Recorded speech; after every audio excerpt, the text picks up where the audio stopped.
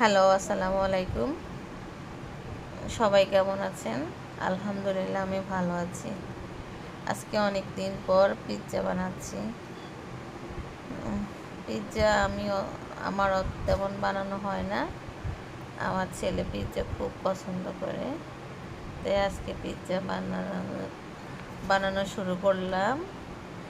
এই যে পিৎজার সব উপকরণ সামগ্রী এখানে দেওয়া আছে। আপনারা কে কে পিৎজা পছন্দ করেন কমেন্টে জানাবেন।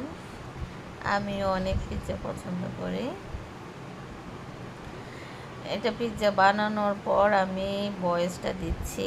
আমার পিৎজা কিন্তু খেতে অনেক মজা হয়েছে এবং অনেক নরম হয়েছে। সবাই ভালো থাকবেন,